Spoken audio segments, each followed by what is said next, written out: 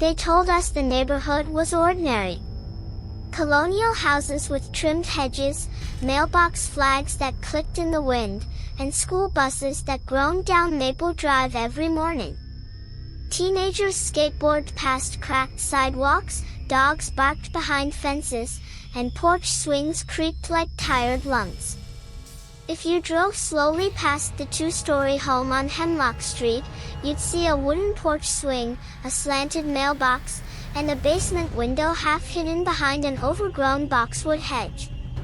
On the siding, a small brass plate read Elmwood Estates. For years, that plate was the strangest thing anyone noticed about number 12. Amanda and Ryan Mercer moved into the house on a bright April afternoon. They were young, hopeful, and ready for the kind of old house charm people bragged about on weekends. The previous owners, an elderly couple named the DeWitts, left behind flower pots, dusty tools, and a list of small, handwritten notes taped inside cabinets. One note stood out. It said, "Do not touch the basement window," written almost like a joke. Almost. The neighbors were warm and helpful, carrying boxes in and offering cookies, but their eyes always flicked, almost nervously, toward the hedge that covered the basement window. And when someone mentioned the DeWitts, they always lowered their voices. For the first week, Amanda and Ryan laughed it all off. A haunted window made a good joke during late-night unpacking and cheap wine. They talked, teased, and ignored the uneasy way their dog, Cooper, avoided the basement door entirely. On the second week, the knocking started. Soft at first. A dry, rhythmic tapping from the basement window. Knock, knock, knock. Amanda heard it around 3 a.m. She thought Cooper bumped something, but when she checked, he was asleep on the rug, breathing heavy. The basement door was closed tight. The knocking faded as she stood there, almost as if it realized she was listening. She didn't wake Ryan. She didn't want to look scared. But the next night, the knocking came again. Louder this time. Slower. Deliberate. Ryan tightened the old boards with new screws the next morning. When he finished, he smacked the wood proudly and joked, "There. No more zombies." But that night, the knocking returned. This time, it wasn't soft. It shook the boards. Cooper growled at the basement door, low and steady, like he was warning something. On the third night, Amanda woke before dawn. She went to the upstairs window because she heard movement in the yard, quiet, shuffling steps. Under the streetlight stood a girl. A little girl. She wore a white dress. Her hair hung in damp clumps across her face. She didn't move. She didn't blink. She simply watched the house. And her shadow stretched unnaturally long behind her, much longer than her small body. When Amanda blinked, the girl slipped behind the hedge and vanished without a sound. In the morning, there were no footprints in the wet grass. But the hedge? It looked pressed inward, as if someone had been standing there for hours. Amanda told Ryan. He said it was probably just a neighbor's kid. But he didn't meet her eyes when he said it. The knocking didn't stop. It changed. Some nights it was gentle, like fingertips brushing wood. Other nights it slammed against the boards so violently that Amanda felt the vibrations through the basement door upstairs. But the worst part wasn't the knocking. It was the breathing. A slow, shaky, childlike breath that drifted up the stairs whenever the house went quiet. Sometimes Amanda thought she heard a tiny voice beneath it, muffled, like someone speaking through fabric. Ryan tried to stay rational. He checked the furnace, replaced a vent, inspected pipes. He even crawled under the porch with a flashlight. "There's no way," he said. "No kid can get under there. It has to be old pipes. Settling wood." But pipes didn't whisper. And wood didn't whistle softly in the dark. One evening, a neighbor named Anna came over with homemade bread. As she handed it to Amanda, her eyes drifted, just for a moment, toward the basement window. Then her face changed. "You boarded it back up?" she asked quietly. Amanda frowned. "Yeah." "Why?" Anna swallowed hard. Her voice lowered to a whisper. "Good, keep it that way." When Amanda asked why, Anna hesitated. Finally she said, "The DeWitt's granddaughter used to stand at that exact window every night before everything happened." "What happened?" Amanda asked. Anna didn't answer. She simply said, "If you hear knocking, never reply. Never knock back." That night, the knocking came again. Harder. Faster. Ryan stood at the basement door, fists clenched. "This is ridiculous," he muttered and started down the stairs. Amanda grabbed his arm. "Ryan, stop."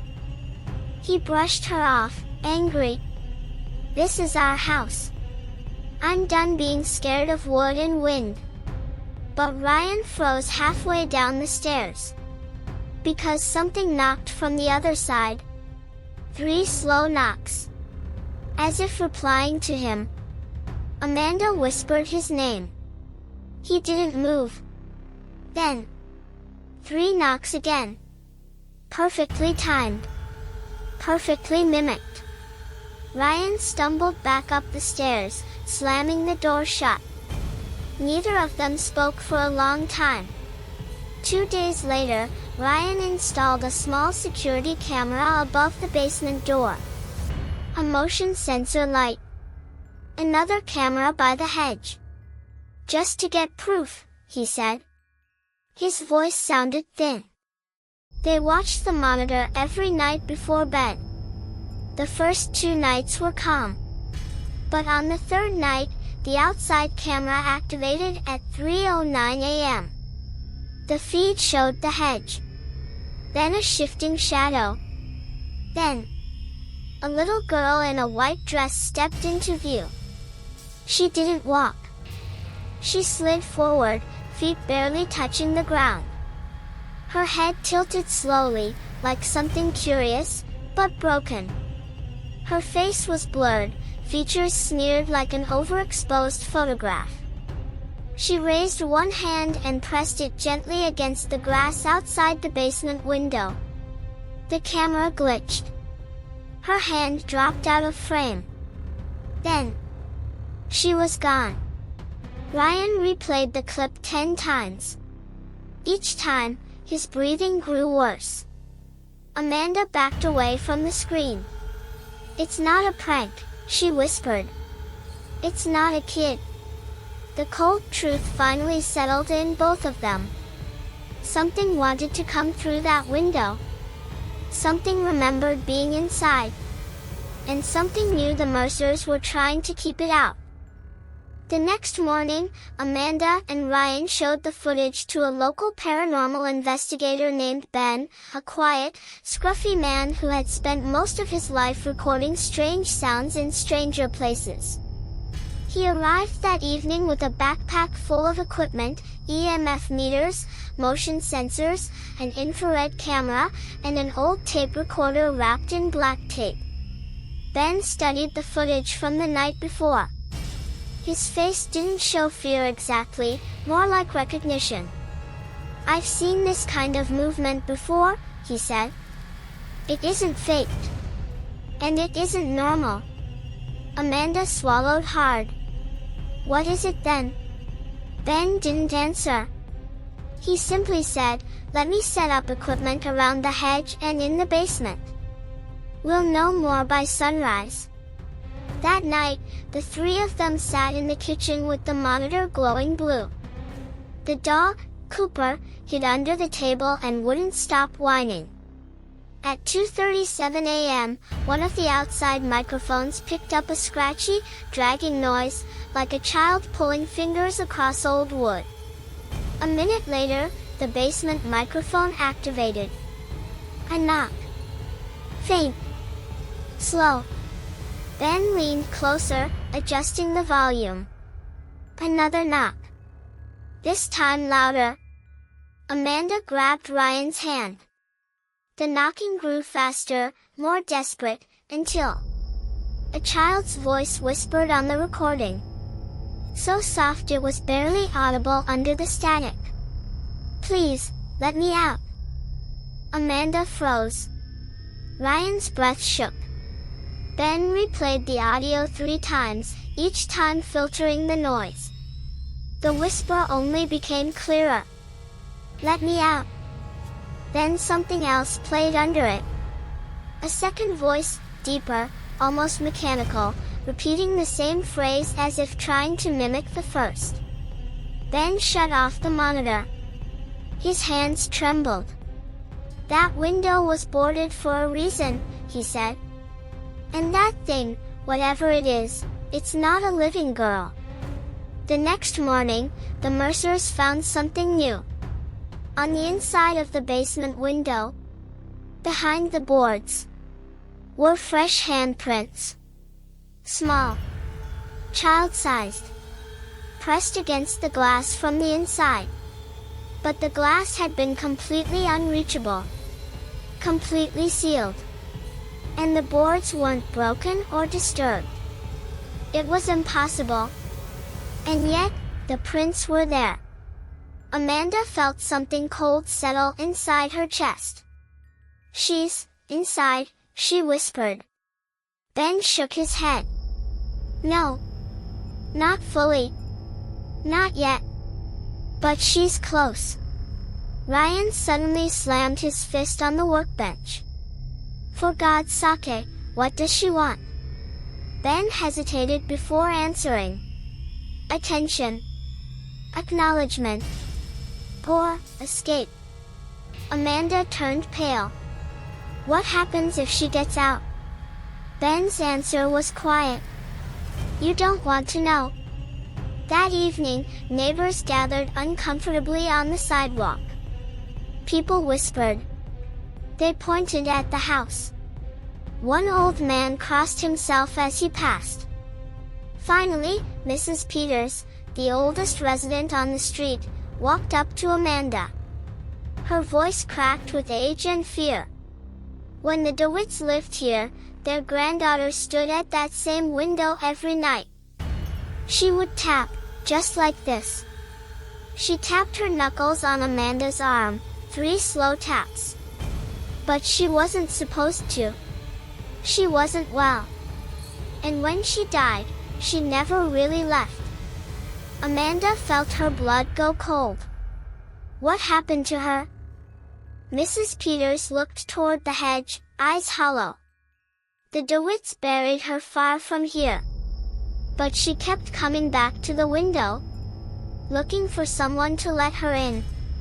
She stepped closer, lowering her voice. And children grow. Even dead ones. That night, the camera caught something worse.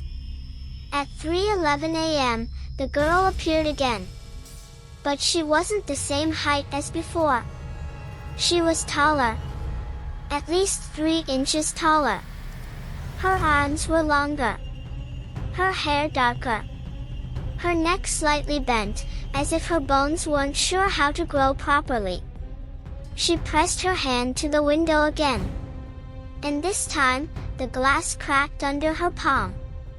A thin, spiderweb fracture. Directly where her hand touched. Amanda screamed when she saw the footage the next morning. Ryan stared at the screen in shock. She's getting stronger. Ben nodded grimly. She's getting closer. The glass fracture changed everything. It wasn't just haunting anymore, it was breaking through. Ryan wanted to leave immediately. Amanda wanted to call the police. Ben wanted to record one more night before making a decision. They argued in the kitchen for almost an hour while Cooper paced in circles, whining, tail between his legs. In the end, fear won. They stayed. But Amanda insisted on boarding the window again, heavier boards, thicker nails, 2 layers instead of 1. Even then, the boards didn't feel like protection. They felt like a timer. A countdown. That night, the storm came. Rain hammered the roof. Wind slammed against the siding. Trees bent like they were bowing toward the house. At 1:48 a.m., the power went out. The house fell into a heavy, suffocating silence. Ben's equipment beeped, then died. The monitors shut off. Only the emergency lantern in the hallway cast a faint glow over the walls. Amanda whispered, "She knows." Ryan didn't respond. His jaw was tight, fists clenched in fear. In the stillness, they heard something new. Not knocking. Not tapping. Not whispering. Dragging. A long, slow drag across the basement floor, like a small hand or foot being pulled through dirt. Then a thud. Another thud. Soft. Rhythmic. Almost like someone learning to walk. Amanda's breath caught in her throat. Oh my God, she's standing. Ryan grabbed the flashlight, but the beam flickered weakly. He pointed it at the basement door anyway. Ben whispered, "Don't open it. I'm telling you, do not open that door." They stood there, frozen, as the sound grew louder. Drag. Drag. Drag. Then, a sharp, angry knock. Right on the other side of the door. 3 perfect knocks. Slow. Heavy. Childlike. Amanda clamped her hand over her mouth. Ryan whispered shakily, "She's knocking harder, like she knows we're here." Ben raised his recorder, hand trembling. "If she speaks again, we'll hear it." A long, slow exhale came from under the door. Cold air. Moist. Like something breathing inches from the crack. The small voice whispered again, clearer than ever before. "Mama." Amanda stumbled backward, her face draining of color. No, that's not possible," she choked. "I'm not her mother." But the voice repeated, louder this time. "Mama, open." Ryan grabbed her. "We're leaving. Right now. Get your coat." He rushed toward the front door and yanked it open. And froze. Standing at the far end of the porch was the little girl. In the rain. In the cold. Her white dress soaked and clinging to her narrow frame. But she wasn't little anymore. She was the height of a 12-year-old now, tall for her frame, bones pushing oddly beneath the skin, legs too straight, arms too long. Her face was still blurred, but less than before. Almost visible. Almost human. She stared at them silently. And then, in a jerking, unnatural movement, her head snapped to the side. Not turned. Snapped. Amanda screamed. The girl took a single step forward. The porch light flickered violently, then burst. Darkness swallowed everything except the girl's faint, pale outline. Ben grabbed the door. Inside. Now. He slammed it shut as the girl reached the porch stairs. The knocking came instantly. Not from the basement. Not from the porch. From every wall of the house. Tap. Tap. Tap.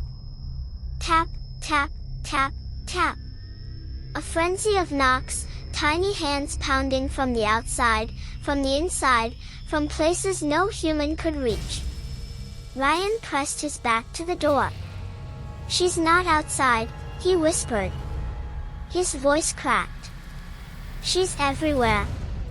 Suddenly, everything stopped. The house went dead silent. Then, a soft clicking sound came from the basement door. The lock, turning slowly, on its own. Amanda collapsed to her knees, sobbing. "No, no, please, don't open." The basement door creaked. Ben aimed his flashlight at the stairs. The beam shook violently in his hand. Step by step, inch by inch, the door opened, revealing complete darkness inside. Then a small, wet foot stepped onto the first stair. Then another. A thin silhouette rose upward, climbing slowly, hair hanging like wet seaweed. Amanda screamed, "She's here!" But the girl didn't look at Amanda. She looked directly at Ben. The flashlight beam passed across her face. For the first time, they saw her features clearly. Sunken eyes, gray skin, a mouth sewn shut with what looked like thread or hair. A child who had died long ago. In water. Cold. Alone. Ben backed away, trembling. "Oh God, she's evolving." The girl raised her hand. The same hand that had smudged the glass. And pointed at him. Ben gasped. His breath turned to mist. His eyes rolled upward. And he collapsed to the floor, unconscious. Amanda screamed. Ryan grabbed her arm and dragged her upstairs, slamming the bedroom door behind them. They held the handle as footsteps approached slowly. Softly. Step. Step. Step. Then.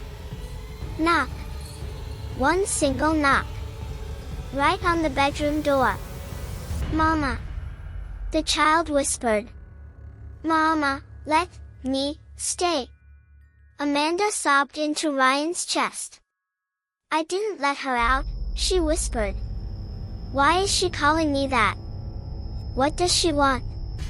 Ryan held her tighter. But outside the bedroom door, the girl whispered something new. Something she had never said before. "You left me." Amanda froze when she heard the words through the bedroom door. "You left me." The girl's voice wasn't angry. It wasn't screaming. It was wounded. Accusing. Like a child crying after being abandoned in a store. Amanda pressed both hands to her ears. No, I didn't. I don't even know you." But the voice persisted. "You left me, in the dark." Ryan held her tightly, whispering. "She doesn't mean you. She's confusing you with someone else." But that wasn't entirely reassuring. Downstairs, Ben groaned as he regained consciousness. Amanda heard him coughing, weak, panicked breaths. The footsteps outside the bedroom door stopped. Silence. Then, thump. Something heavy hit the wall. Ryan flinched. Amanda gasped. Thump. Thump. Thump. Not knocking. Not pounding. Something was slamming its body against the door. Trying to get in. "Ryan," Amanda whispered, "she's angry." Ryan didn't answer. His jaw tightened. The door handle trembled violently, turning halfway, then rattling back. "Hold it," Ryan said through clenched teeth. "Don't let go." They leaned all their weight against the door. It shook under pressure. The wood creaked. The hinges groaned. Then the child's voice changed. It deepened, shifted, layered, as if something older was speaking through her tiny throat. "Let me in," Amanda cried. "Please stop, please stop. Please." The handle jerked again. Then the footsteps slowly retreated. Soft, deliberate, going down the stairs. Not in anger, but with the sad, dragging weight of a disappointed child. A full minute passed in suffocating silence before Ryan dared to open the door a crack. The hallway was empty. The house was still. But the floor outside the room had wet footprints. Small, bare footprints that trailed down the stairs and vanished at the landing. Amanda collapsed onto the bed, shaking uncontrollably. "What does she want from me?" she whispered. Ryan took a deep breath. "She thinks you're her mother." Amanda shook her head violently. No, I'm not. She must have had a mother. A real one. Someone who..." A soft sob interrupted her. From behind the bedroom window, both of them froze. Slowly, Ryan turned. Outside the second-floor window stood the girl, directly against the glass. Her face was pressed sideways, cheek flat, eyes staring inward. Rain streaked down her hair and dress. But she was on the second floor. No ledge. No gutter. No tree nearby. Just her. Standing. Watching. Weeping silently. A long crack formed on the window pane under her hand. Amanda screamed. Ryan lunged forward and pulled the curtains shut. Both of them backed away from the window as the sound of tiny fingernails scraped against the glass. Skrrch, skrchh, skrk. Then silence. Another minute of suffocating, tense silence. Finally Ryan whispered, "We have to get out. Right now." Amanda nodded. They grabbed their keys, phones, and Cooper's leash. Ben, still dizzy, staggered up the stairs and nearly fell into them. What happened?" he croaked. "No time," Ryan said. "We're leaving the house." Ben agreed instantly. He didn't want to be there either. The three of them rushed down the stairs. They reached the living room. Ben opened the front door and froze. Amanda screamed. The little girl stood right there on the porch. Not outside the gate. Not in the yard. Not behind the hedge. Right in front of them. Her head tilted to the side in a wrong, broken angle. Her eyes were no longer blurred. They were black. Perfectly black. Reflective like obsidian. No white at all. Her dress dripped water onto the floor. Mud stuck to her feet. Her hands hung too long at her sides. Slowly, she lifted her face and smiled. The stitches were gone. Her mouth stretched impossibly wide. "Don't leave me again." Amanda stumbled backward, trembling violently. The girl stepped forward. Every light bulb in the house burst at once. Glass rained down like sparks. The house fell into complete darkness. Ben screamed, "Run!" They bolted through the back door, sprinting into the yard as the girl shrieked behind them, a sharp, distorted sound like metal scraping over metal. Cooper barked wildly. Amanda tripped in mud. Ryan lifted her onto her feet. They ran to the car. Ryan slammed the key into the ignition. The engine stuttered. Once. Twice. Wouldn't start. From the porch, the child whispered softly, "Come back inside." Ben slapped the window, yelling, "Drive!" The engine roared to life. Ryan hit the gas. The girl took one step off the porch and vanished in a burst of static. The car screeched out of the driveway. Amanda watched the house shrink behind them. Every curtain, every window, every shadow seemed to watch them leave. They drove until the house disappeared behind trees and mist, until Hemlock Street became nothing more than a dark smear in the rearview mirror. Amanda sat curled in the back seat, arms around Cooper, shaking so hard the dog whimpered like he could feel her fear. Ben was in the passenger seat, pale, sweating, his hands trembling over his equipment bag. Ryan kept his eyes on the road.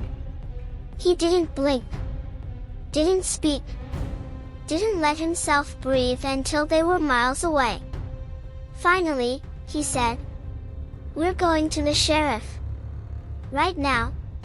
But when they reached the station, it was closed. Small town overnight hours. Only one car parked outside. Ben slammed his palm on the desk. "Someone has to be here. Someone." A deputy stepped out from the back room, rubbing sleep from his eyes. He looked at the three of them, mud-soaked, trembling, terrified, and frowned. "What happened?" Ryan opened his mouth. Nothing came out. Amanda tried. Only sobs. Ben finally said, "There's something in their house. A girl. A dead girl. She's growing. She's..." The deputy raised a hand. "I'm going to stop you right there. You need to calm down. All of you." He walked around the desk, trying to assess them like any normal late-night complaint. But when Amanda lifted her sleeve to wipe her tears, he froze. Because her wrist, where the girl had grabbed her, had a perfect, small bruised handprint on it. Too small for an adult. Too detailed for an accident. Too real. The deputy swallowed hard. "All right," he said quietly.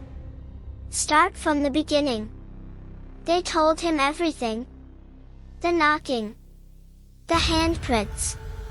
The whispers. The videos. The girl on the porch. The window breaking. The voice calling Amanda Mama. With each detail, the deputy's face drained more color. Finally, when they finished, he exhaled sharply and said, "You shouldn't have opened the boards." Amanda shook her head violently. We didn't open anything." The deputy stared at her wrist. "She thinks you did." Ben leaned forward. "Do you know something about the family before? Tell us." The deputy hesitated. Then he walked to an old filing cabinet and pulled out a thin folder covered in dust. "This," he said, "is everything we have on the DeWitt girl." He slid the file across the table. Amanda opened it with shaking hands. Inside were an old photograph of a small girl with pale skin, a coroner's note, 2 police reports, and a handwritten letter with smeared ink. Ben read the file aloud in a low voice.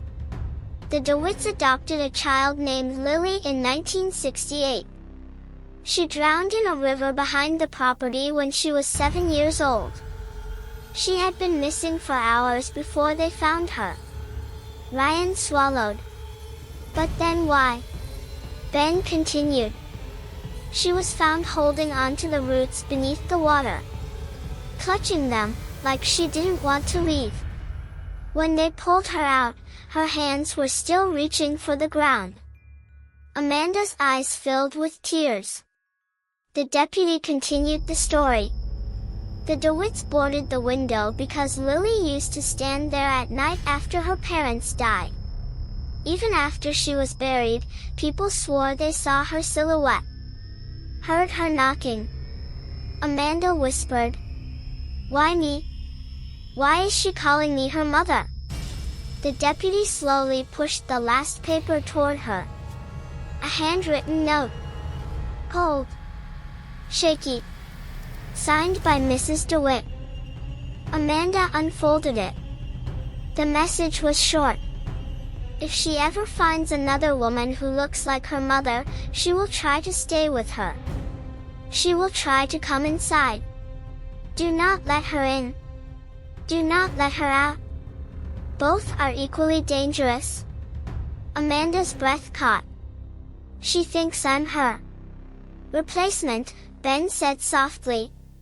Her mother figure. Her anchor. Ryan whispered. She wants a family. Ben shook his head. No. She wants to be part of one. Permanently. Amanda felt dizzy. Sick.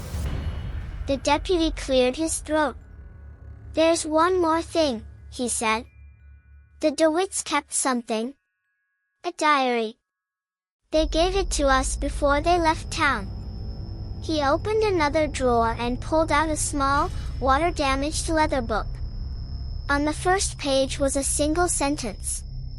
Lily grows when she is noticed. Ben inhaled sharply. Wait, grows? The deputy nodded. She isn't a ghost, not exactly. More like a memory that feeds on attention. Fear. Recognition. Amanda felt her stomach twist. A memory that grows. A child that grows. A dead girl that grows. She whispered. That's why she got taller. The deputy nodded sadly. Once she attaches to someone, she becomes harder to stop. Ben took a slow breath. Then she's attached to Amanda. And she won't stop growing. Not until... He didn't finish the sentence. He didn't need to. Amanda already knew. Her tears fell silently. She wants to replace me, Amanda whispered. Or she wants me to replace her mother. Either way. She wants me. Ryan grabbed her hand.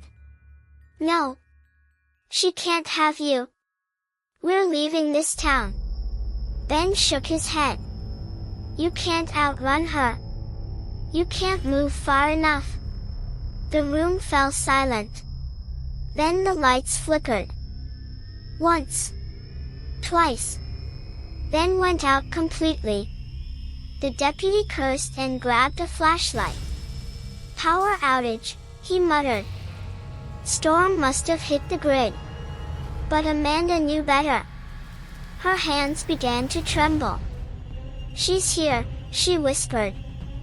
Then, from outside the station windows, a tiny, soft knock.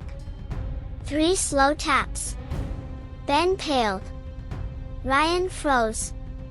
The deputy whispered. No, she can't, not this far. Amanda turned toward the sound and saw a small face pressed to the glass outside. Soaked. Smiling. Taller than before. And whispering her name. Mama. The face outside the station window didn't blink. It didn't shift. It didn't breathe. It simply watched Amanda with the stillness of something that had waited far, far too long. Rain streaked the glass around her. Her soaked hair clung to her cheeks. Her mouth was too wide, too stretched, her teeth too small and too many. Ben whispered. Oh God, she's taller again. He was right. The girl wasn't 7 anymore. She looked around 13 now. Tall, thin, limbs too long, joints too loose, growing in a way no living child possibly could. The deputy lifted his radio with shaking hands. This is Deputy Harris. I need backup at the station, now. The radio crackled. Static. Nothing else. He repeated the call. Static again. Amanda whispered. She cut the line. The deputy backed away from the window, trembling. I don't understand. How can she travel? How can she be here? She's tied to the house. Ben shook his head. No. She's tied to Amanda. Wherever Amanda goes, she follows. Ryan grabbed Amanda's shoulders, voice cracking. She's not taking you. We're not letting her. The glass suddenly creaked. A spiderweb crack appeared around the girl's hand as she pressed her palm harder against the window. Tap, tap, tap. 3 knocks. Slow. Heavy. Ben shouted. Get away from the window. But the girl didn't try to break it. She stepped back. And vanished. Just blinked out of existence. Like a candle snuffed in the dark. All 3 adults froze. Where did she? The deputy whispered. Then they heard it. Behind them. Inside the building. Soft footsteps. Bare feet. Dragging slightly. Coming down the hallway. Amanda grabbed Ryan's arm. Ben lifted the flashlight with shaking hands. The deputy drew his gun. The footsteps got closer. Closer. Ben whispered, she's inside. The flashlight flickered. And there she was.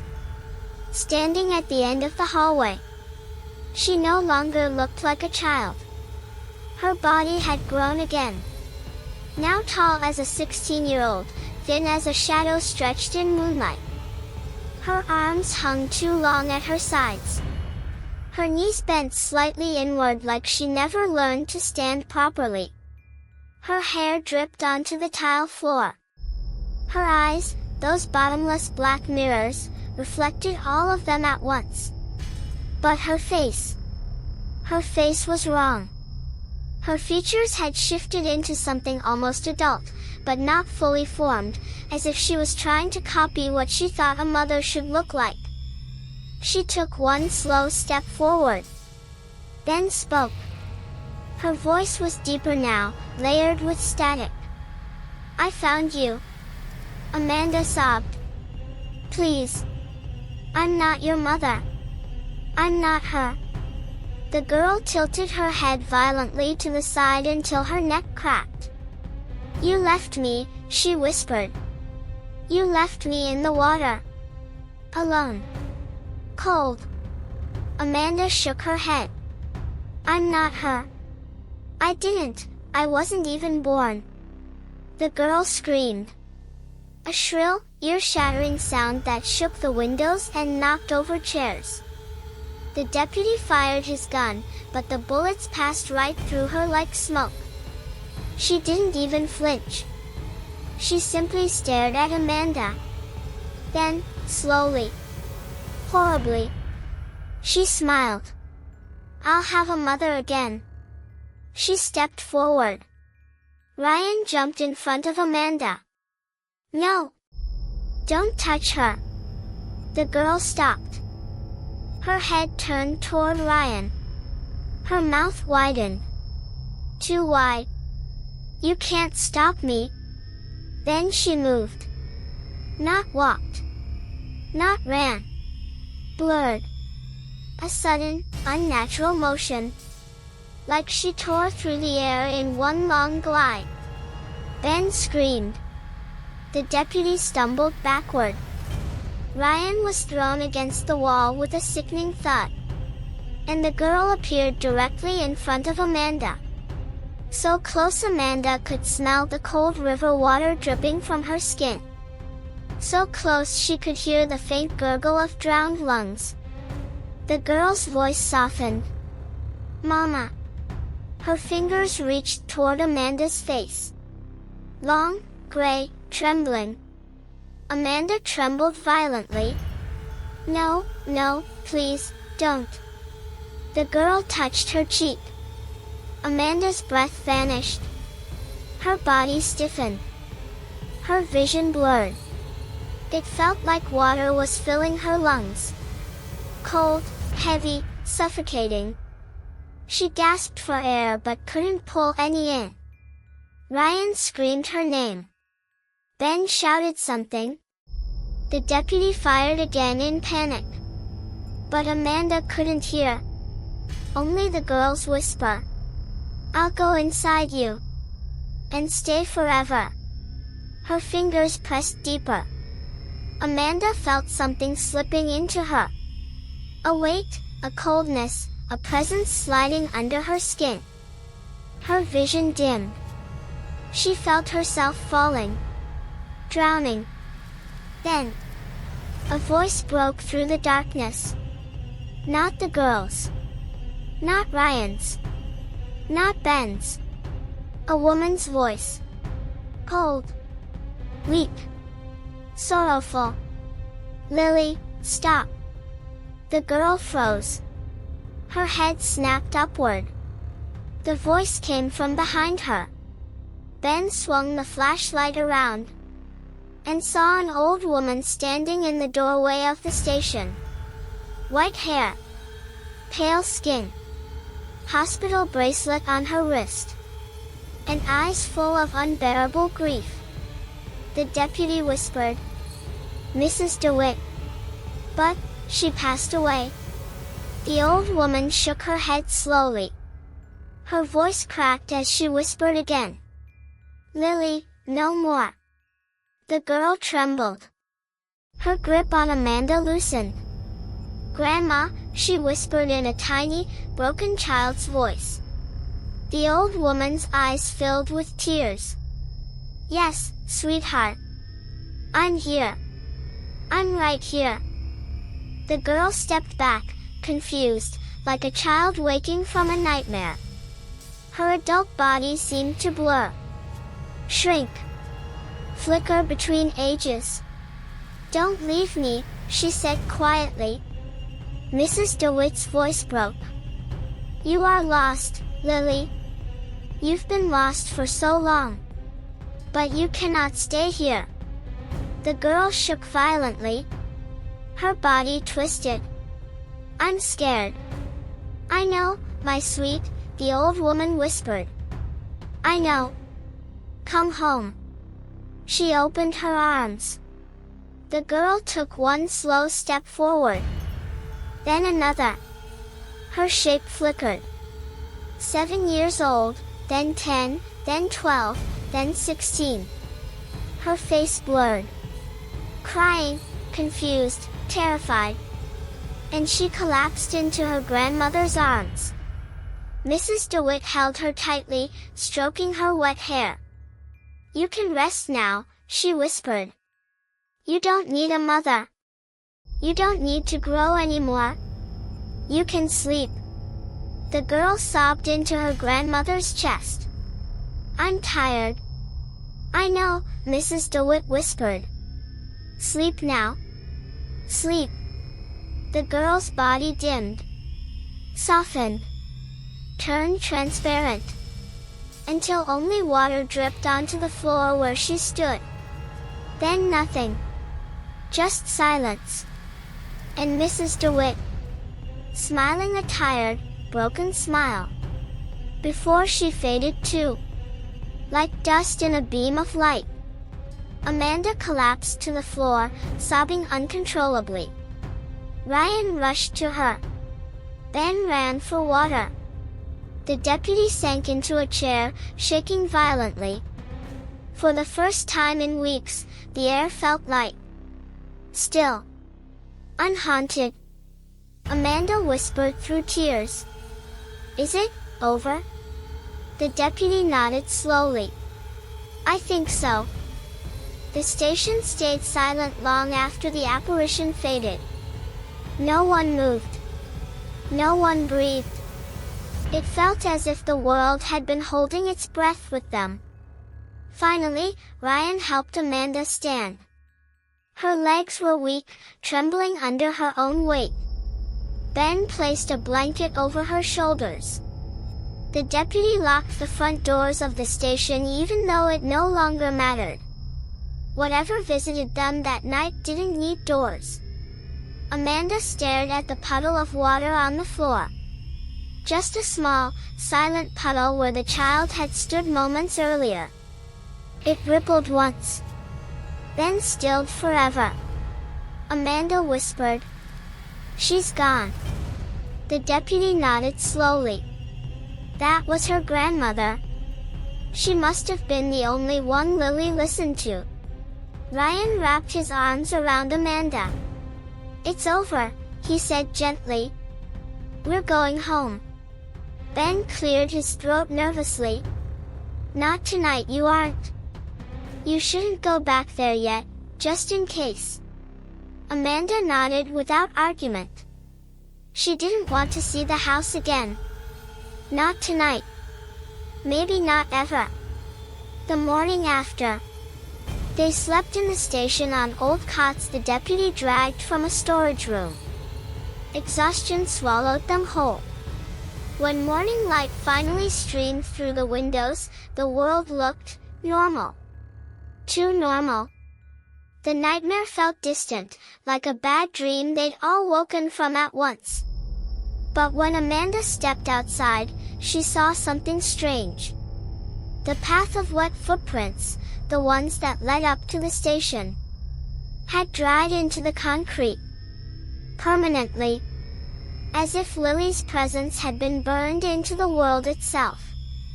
The deputy whispered, "She left her path behind."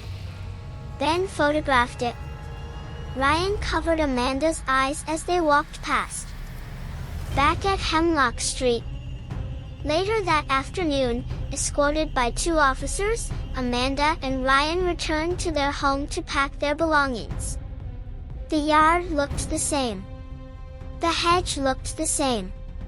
The basement window, boarded, cracked, silent, looked the same. Nothing moved. No footprints. No muddy streaks. No knocking. But the house felt empty. Not peaceful. Just empty. Amanda walked slowly from room to room, touching walls, furniture, memories they never got a chance to build. "I wanted this to be our future," she whispered. Ryan kissed her forehead. "We'll make a new one. Somewhere safe." When they finally reached the basement door, Amanda hesitated. She placed her hand on it. Not to open it. Just to say goodbye. The wood was warm under her palm. Too warm. She snatched her hand back instantly. "Amanda?" Ryan whispered. She shook her head. "It's nothing." But it wasn't nothing. Not at all. The final sign. As they packed the last box into the car, Amanda took one final look at the house. Just one. She glanced toward the hedge. Stopped. Her breath froze. A small, porcelain doll, the one they had left for Lily weeks ago, was sitting upright on the porch railing. Perfect posture. Perfectly clean. Dry. Untouched by rain. Like someone had placed it there lovingly. Ryan followed her gaze and felt his stomach drop. "Amanda." She stepped closer. With shaking hands, she picked up the doll. Underneath it, folded small and neat, was a scrap of paper. The same kind the DeWitts used to leave. Amanda opened it. Inside, in tiny, shaky handwriting, it said, "Thank you." A second line, written much smaller. "She's free now." Amanda exhaled shakily. Tears filled her eyes. Not of terror. Not entirely. Something else. Grief. Relief. something in between. She placed the note in her pocket, set the doll gently on the porch, and walked back to the car. Ryan asked softly, "What did it say?" Amanda looked at the doll one last time. Then she whispered, "Goodbye." They drove away. The house shrank behind them. Hemlock Street faded. The trees swallowed the road. And the little basement window, for the first time in decades, stayed completely, utterly quiet. Epilogue. Months later, a new family moved into 12 Hemlock Street. They didn't know the history. They didn't know the warnings. They didn't know the name Lily DeWitt. But the neighbors noticed something strange. The new family boarded the basement window on their first night. Not because of knocking. Not because of stories. But because their youngest daughter, a cheerful 6-year-old, said she saw another little girl standing outside in the hedge. A girl in a white dress. The child said she waved. And the girl waved back. The parents laughed it off. Children imagine things, they said. Old houses make strange shadows. But that night, when the parents tucked their daughter into bed, she whispered something neither of them understood. "It's okay," she said softly. "She isn't lonely anymore." The end. Thank you for watching. Hope you like it.